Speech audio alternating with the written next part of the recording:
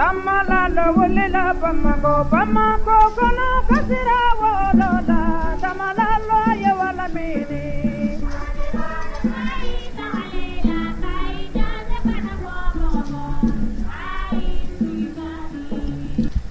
Bamaraneti filɛbagaw Mali kɔnɔ ani Mali kɔ kan an ka foli b'aw kelen-kelenna bɛɛ lajɛlen k'aw to a sigiyɔrɔ la nin wagati na a denkɛ n'aw balimakɛ de don n'o ye Kojo Tumani ye ka bɔ Bamaraneti bɔlɔlɔ sanfɛla la an b'a jira la k'a fɔ ko bi ye alamisa ye sɛkitanburu kalo tile 8 san 2022 an ka émission min an b'a fɔ ko entrepreneuriat cɛwara a b'a kɛnɛ kan kura ye tuguni donc bi bakuruba la an ka babu bɛna boli min kan o ye pisciculture ye n'o bɛ tali kɛ jɛgɛ mara yɛrɛ la jɛgɛ mara lakika a bɛ kɛ cogo jumɛn ne walasa maliyɛn kelen-kelenna bɛɛ lajɛlen da ka se ka wasa sɔrɔ jɛgɛ dunni na donc hukumu kɔnɔna na bi an ka wele sera entrepreneur ŋanaba dɔ ma n'o bɛ tali kɛ Salim Jawara la ale ye entrepreneur ye n'a ka cakɛda bɛnnen bɛ Agricom Mali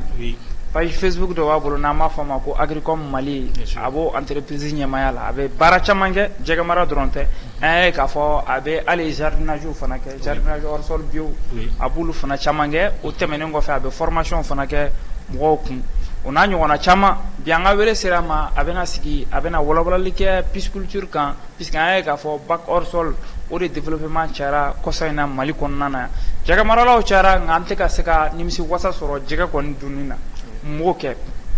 yanni an ka don an ka babu kɔnɔna na an b'a jira la k'a fɔ a ye video ninnu a y'a partager kosɛbɛ a kana ɲinɛ ka kɛri caman fana bila ka jigin o de bɛ video ninnu protéger walasa u ka se ka se u seyɔrɔ la a y'a partager kosɛbɛ o la sa an bɛ kuma di an ka invité ma a ka se ka folikan kɛrɛnkɛrɛnnen bila an filɛbagaw ye yanni an ka don an ka babu kɔnɔna na Salim salamu aleykum. Wa aleykum salam. Folikan jumɛn b'i bolo ka ɲɛsin an filɛbagaw ma. N ka folikan bɛ Bamaraneti mɔgɔ mɔgɔ bɛ ka suit n ka folikan b'o bɛɛ ye précisément monsieur Kojo pour l'invitation. Voilà. Ayiwa o ɲɛna kosɛbɛ Salim i yɛrɛ ni ce ka na an ka weleliw jaabi nin ma ɲɛ jamanajɔ a tɛ taa mɔgɔ kelen kɔ n'anw yɛrɛ dama sigira k'a fɔ k'an bɛ kuma nin kan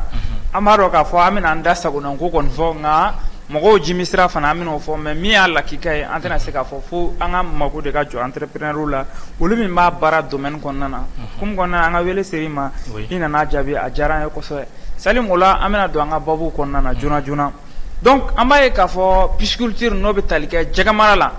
an yɛrɛ tun y'a miiri k'a fɔ jɛgɛ mara tɛ se ka kɛ ni tɛ ba gɛrɛfɛ jɛgɛ mara tɛ se ka kɛ ni yɔrɔ fɛrɛlen t'i bolo i n'a fɔ kɔ ɲɔgɔnnaw walima ka taa sɔrɔ fo yɔrɔ de ka k'i bolo bassin fɛrɛlen walasa i ka se ka jɛgɛ mara a dun ka dernière génération na an y'a ye k'a fɔ développement cayara kow la kosɛbɛ n'o bɛ tali kɛ bac hors sol la an y'a ye k'a fɔ élevage bɛ se ka kɛ bac hors sol la bon bac hors sol fɛn jumɛn de don.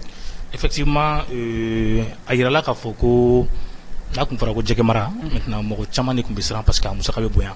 i bɛ dingɛ sen a baara ka gɛlɛn maintenant an ye idée sɔrɔ pourquoi an tɛ se ka système dɔ créer i ka se ka jɛgɛ mara so kɔnɔ lafiya la o de y'a to an nana ni prototype bac hors sol ye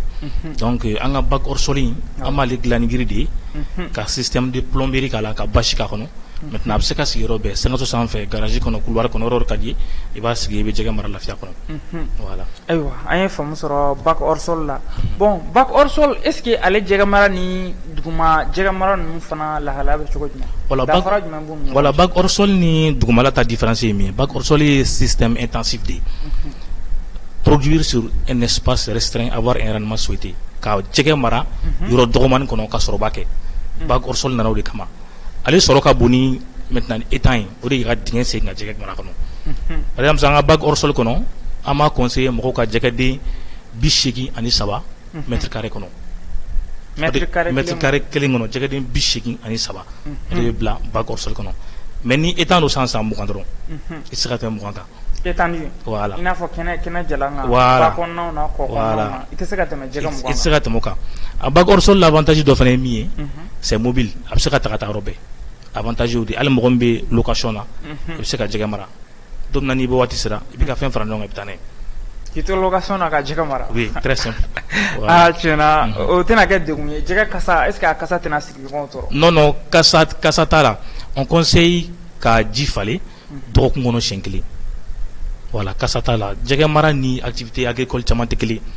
ale ni activité agricole ta k'a lajɛ i bɛ taa sɔrɔ activité agricole fɛn fɛn bɛ yen a sɔrɔ ka bon ni a tila bɛɛ en même temps a baara ka nɔgɔn n'a caman ye voilà ayiwa n'i ma ɲɛ ko i ye bac hors sol sigi an mɔgɔ min t'a kɛcogo dɔn ne ka wuli misala la joona k'a fɔ ko n bɛ mago bɛ bac hors sol la est-ce que ne ye bac hors sol san ne bɛ se ka taa sigi n ka cours fan bɛɛ i n'a fɔ i y'a fɔ cogo min tile k'a dan tile yɔrɔ la walima sumama yɔrɔ la a kan ka bila tile kɔrɔ i n'a fɔ an b'a ye misala la an ka ba ninnu n'an ka kɔ ninnu olu kɔni exposé le don tile la mais est-ce qu'il bɛ se ka bac hors sol bila tile kɔrɔ oui effectivement bac hors sol bɛ se ka sigi yɔrɔ bɛɛ parce que a kan ka sigi tile yɛrɛ kɔrɔ parce que jɛgɛw mago bɛ tile la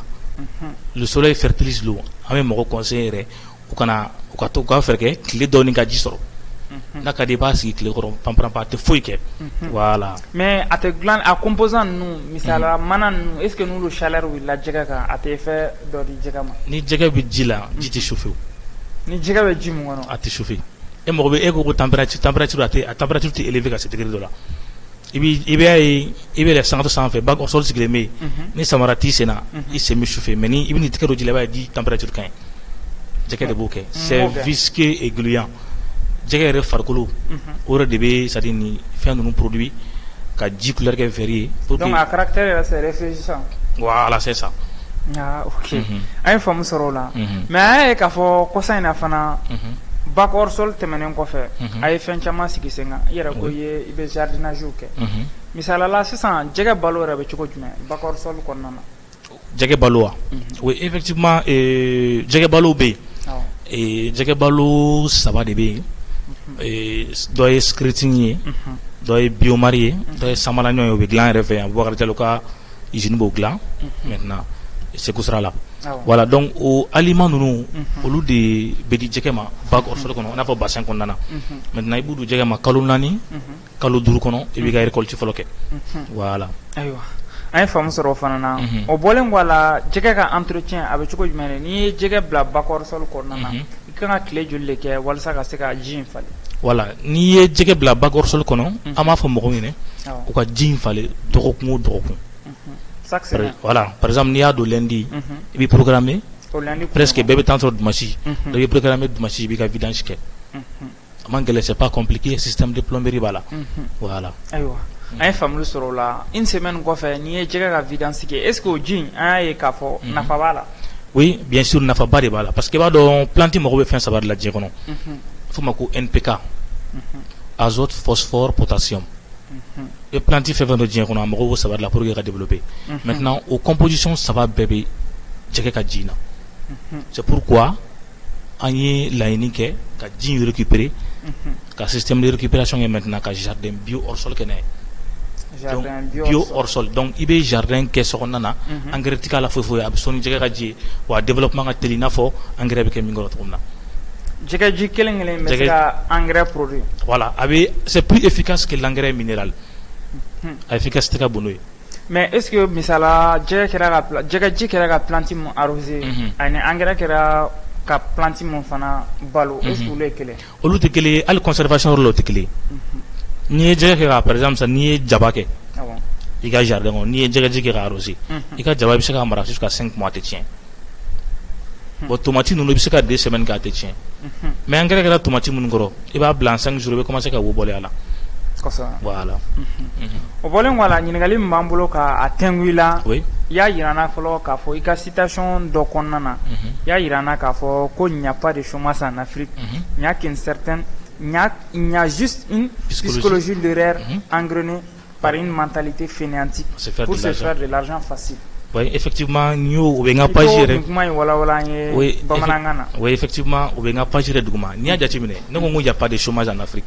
C'est vrai, bien sûr. Parce que le chômage même n'est pas africain. Autrefois, il faut global le kumbe. Bedjafuru. Bere tumeta seneke. Donc, moi, tu te souviens, moi, tu te souviens, mangana de. Il sera mort qu'à faut qu'on y te barala. Fana banabarama. Donc, au concept en mode dedans. Maintenant, chômage a importé la canne avec l'Occident, avec l'avènement de l'Occident. Le chômage, c'est pourquoi je dis que le chômage n'est pas africain. Maintenant, quand faut que le chômage était malin, sur la strampe, les jeunes sont à l'aide. Presque, il y a des jeunes, les jeunes d'or, des iPhone, ils font les jeunes boulot. Voilà. Voilà. Pourquoi iPhone, ils font pourquoi au somme, tu sais, ta k'o don ka investissement dɔ kɛ n'a ye qui pourrait te remporter parce que iPhone ninnu tant que i tɛ média kɔnɔna na tant que i tɛ communication kɔnɔna na les iPhones deviennent un passif économie maintenant a bɛ kɛ passif da ye a tɛ wari ladon i kun a bɛ wari labɔ i kun voilà bon jeunesse kan ka o conscience de sɔrɔ bac hors sol filɛ nin ye presque tout le monde peut le faire tout le monde peut le faire bɛɛ bɛ se ka nin daminɛ voilà i ka bac hors sol kelen o kelen n'i y'a sigi an bɛ jɛgɛden 250 de k'a kɔnɔ an bɛ 2 mois de nourriture d'e ma a kelen kelen n'i y'a sigi kalo naani kɔnɔ i bɛ se ka 500 000 sɔrɔ a la 500 a revenu la kalo naani bac hors sol kelen 500 bon i bɛ to de la fo san 5 a bɛ san 5 de kɛ ka sɔrɔ a ma tiɲɛ amortissement o de bac hors sol kelen bɛ 500 di mɔgɔ ma bac hors sol kelen bɛ 500 di mɔgɔ ma kalo naani misaliya n'o naani b'i bolo n'o naani bɛ mɔgɔ bolo jateminɛ ça c'est à peu près combien de millions peut-être 2 millions ya bon voilà o bɛ taa 1 million ou bien quelque là comme ça voilà c'est ça kalo naani o kalo naani ni bac hors sol naani b'i bolo i bɛ se ka million kelen sɔrɔ misaliya an k'o ta san kelen o bɛ bɛn joli ma o ka ca dɛ o ye million damadama ni million 10 ni kɔ ye bien sûr bon mais est-ce que réellement a bɛ réussi o de ye problème ye a bɛ réussi très bien a risque yɛrɛ fanga fana ka dɔgɔ bon an bɛ mɔgɔ conseiller yɛrɛ précisément mɔgɔ ka taa ni silure ye manɔgɔ Clarias Garipinus o y'a n'o scientifique ye mɔgɔw ka taa ni manɔgɔ ye parce que manɔgɔ n y'a jateminɛ bon hali maliyɛn bɛɛ b'a kalama presque manɔgɔ urgence fanga ka bon a san man di maintenant n ko an bɛ jɛgɛden 250 bila a kɔnɔ n'i y'a san sisan an bɛ temps fara ka 260 ça c'est pour prévoir la mortalité o ye ka risque yɛrɛ nɔgɔya voilà bon n'i y'a mara n'i y'a entretien kɛ parce que an bɛ formation k'i kun n'i y'a entretien kɛ temps min farala kan a bɛ se ka kɛ o yɛrɛ tɛ sa voilà jɛgɛ mara ni activité agricole caman tɛ kelen a ye risque fanga ka dɔn a sɔrɔ ka bon voilà a ye faamu sɔrɔ o la hali n'a tɛ sɔn a ka sigara ninnu bɛɛ fɔ mais an ye k'a fɔ jɛgɛ maralaw cayalen don pisciculteurs u cayalen don Mali kɔnɔna na mais o bɛɛ n'a ta an ka jɛgɛ prix sur le marché a tɛ ka jigin n b'o kɛ bon jɛgɛ prix sur le marché a tɛ ka jigin o la an bɛ o de bila gouvernement de ma toujours plateau kan b'a fɔ la participation du gouvernement dans l'activité agricole, plus précisément la pisciculture. Le gouvernement nana dans les pays voisins, Bénin, jɛgɛden n'a fɔ ma ko alevin, u b'a feere 16 de. Jɛgɛden u b'a feere 16. Et anw fɛ yan jɛgɛden ma taa 35 ka na bila 40 na. E ye fɛn min san 40 i b'a feere 400 de o.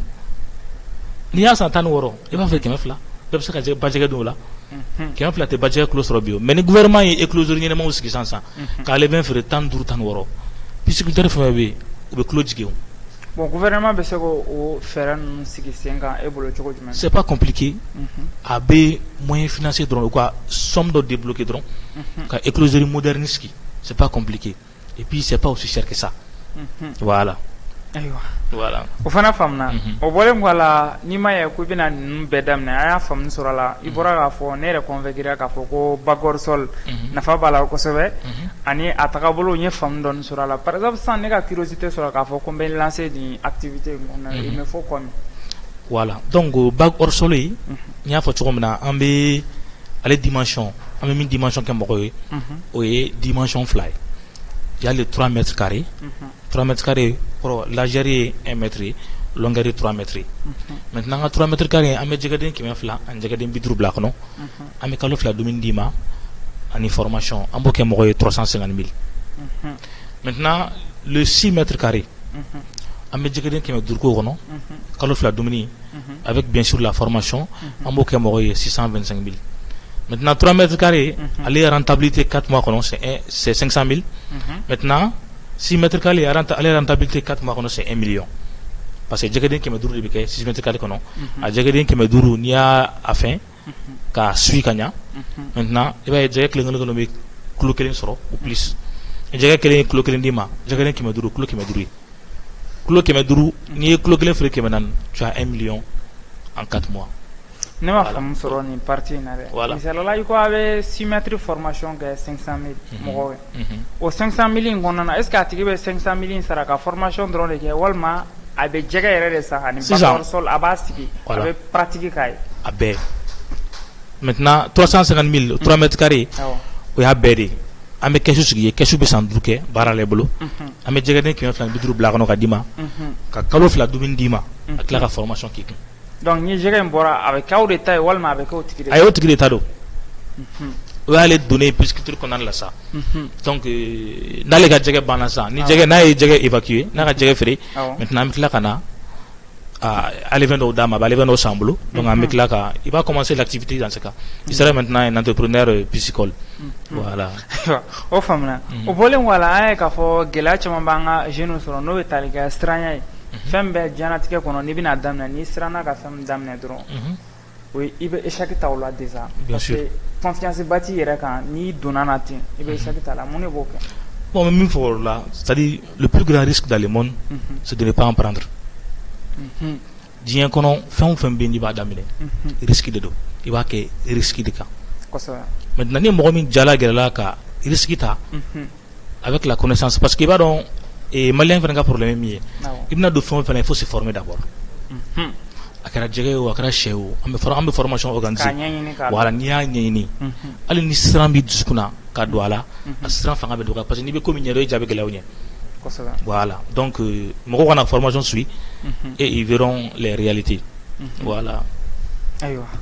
o fana faamuna o bɔlen kɔ a la an ye k'a fɔ entrepreneuriat o tɛ taa ni gɛlɛya tɛ e yɛrɛ ka nin activité mun passion de y'i bila a la ka don entrepreneuriat domaine kɔnɔna na kɛrɛnkɛrɛnnenya jɛgɛ mara la oui passion d'abord voilà la passion o jɛgɛ yɛrɛ passion de déjà ne je suis un sortant de l'IPR n ye IPR ifara de kɛ Katibugu donc depuis n bɛ classe kɔnɔna na depuis an ka première année parce que an bɛ pisciculture ni fɛn ninnu cours kɛ donc moi je me suis intéressé à ça au classe qu'on a mɔgɔ commencera à envoyer le pisciculteur c'est commencé depuis en ce moment donc la passion maintenant mɔgɔw ye ne donné n'a cours bɛ kɛ mɔgɔ bɛ to ka filɛ chaque fois an bɛ k'a suit mɔgɔ bɛ to ka filɛ voilà c'est ça quoi ayiwa an ye faamu sɔrɔ o fana na o bɔlen kɔ a la mun y'i bila fana i ye passion dɔ sɔrɔ a la depuis fitinin entreprise e y'a créé cogo jumɛn bon entreprise ne y'a créé à partir de 0 francs o de bɛ mɔgɔ caman n'i y'a fɔ sisan mɔgɔ t'a faamu sinon ne y'a entreprise créée à partir de 0 ne y'a entreprise créée k'a sɔrɔ foyi de tɛ n bolo j'ai créé une page Facebook d'abord maintenant n ye publié parce que j'ai fait d'abord un stage stage kɔnɔna na j'ai récolté des photos maintenant photos ninnu n ye page créée j'ai fait des publications maintenant mɔgɔw bɛ n wele n tun bɛ taa mɔgɔw ça veut dire que n y'a daminɛ 0 francs maintenant n bɛ taa mɔgɔw ka suivi ni fɛn ninnu kɛ parfois quand je sortais chaque jour n bɛ se ka 15 000 10 000 sɔrɔ par jour j'économisais ça en plus de la bourse mais en réalité à daminɛ ni 0 francs de parce que j'ai d'abord créé une page Facebook donc i bɛ fɛ k'a fɔ ko i y'a daminɛ k'i to kalan de la depuis ne y'a daminɛ k'an to kalan de la voilà entrepreneuriat yɛrɛ c'est à dire il faut pas attendre que i ka tila kalan na il faut commencer parce que plus bɛ entrepreneuriat kɔnɔ plus bɛ expérience sɔrɔ ka taa voilà c'est en étant jeune qu'on doit être entrepreneur voilà ayiwa an ye faamu fana sɔrɔ o la o bɔlen kɔ la e ye gɛlɛya jumɛn sɔrɔ nin baara in kɔnɔna na bon gɛlɛya kɔni n'anw ka ma bɛɛ fɔ plateau ka kuma ka ca an ye gɛlɛya dɔw sɔrɔ an tɛ fɛ k'olu kuma yɛrɛ fɔ mɔgɔw ɲɛna parce que an ye formation kɛ yɔrɔ dɔ la donc gɛlɛya caman sɔrɔ la yen n'anw k'an b'olu fɔ sa ma ɲi maintenant a daminɛ yɛrɛ la n ka installation fɔlɔfɔlɔ la n ye jɛgɛ kɛ parce que n'an bɛ jɛgɛ transporter an bɛ jɛgɛ kɛ bitɔn de kɔnɔ n ye jɛgɛ kɛ bitɔn kɔnɔna na k'a sigi moto sanfɛ maintenant a jɛgɛ valeur tun ye 150 000 ye c'était pour un client installation kɛra a ye wari ni fɛnw di maintenant ne y'a sigi moto ɲɛfɛ Senu sira la j'ai fait un choc là-bas moto renversé ka jɛgɛ bɔ gidɔrɔn sanfɛ fo ka embouteillage créé maintenant a marchandise valeur perdue la mɔgɔw ye cercle de formé da la parce que mɔgɔw dɔw bɛ yen u ma deli ka jɛgɛ yɛrɛ jɛgɛ bɔnnen bɛ gidɔrɔn jɛgɛ bɛ ka fitinin bɛ ka panpan mɔgɔw nana ne filɛ ne yɛrɛ dabali banna voilà donc o ye degun fɔlɔ ye mais est ce que e aide sɔrɔ pour que ka se ka nin fɛn ninnu sigi sen kan par ailleurs ne ma aide sɔrɔ parce que n'i ko k'i ma ɲini walima i m'a sɔrɔ bon aide quand même aide financière m'o sɔrɔ aide financière m'o sɔrɔ parce que ni n ko sisan ko ma aide sɔrɔ déjà hali e ye ne wele plateau kan o aide dɔ ye c'est pour la visibilité o aide dɔ ye mais aide financière mɔgɔ si ma wari di yan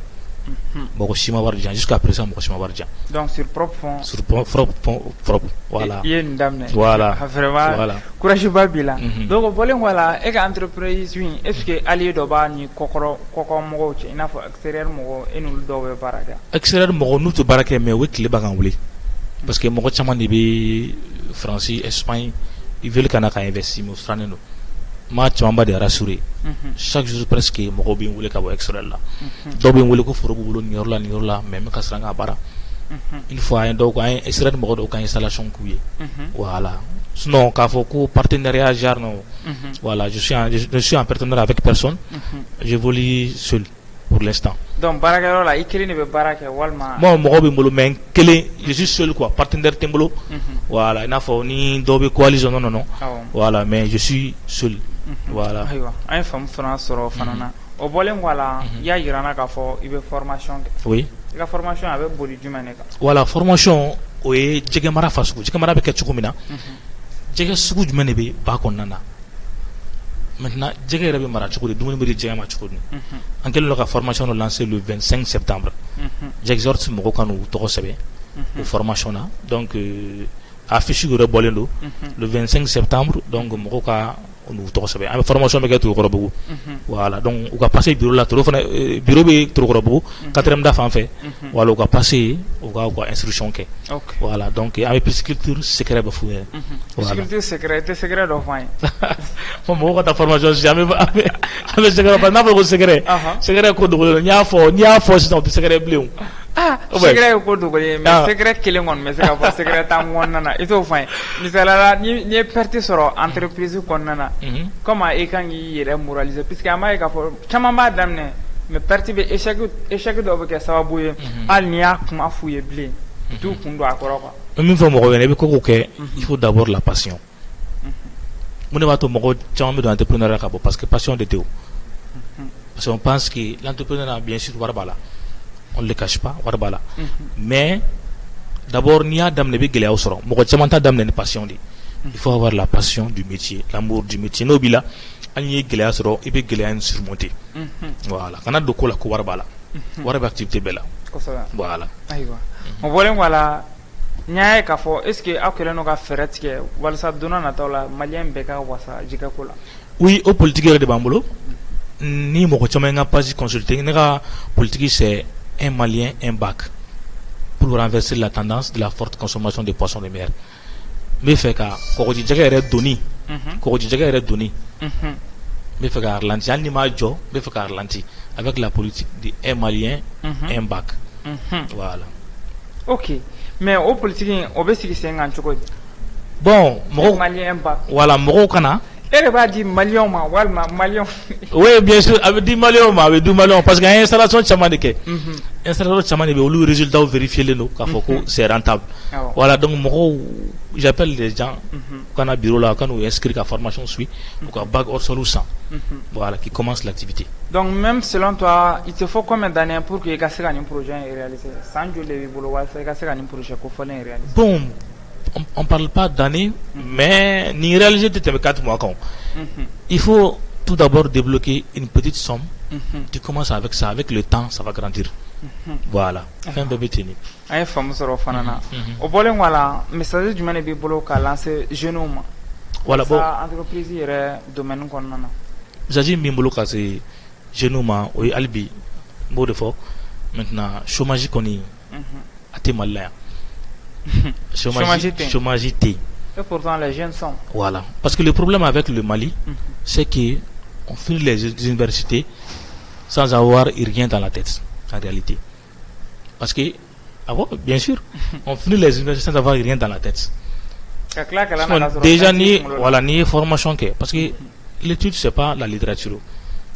C'est le professionnalisme. C'est ça le développement d'un pays. J'exhorte la jeunesse à venir vers les domaines professionnels d'abord,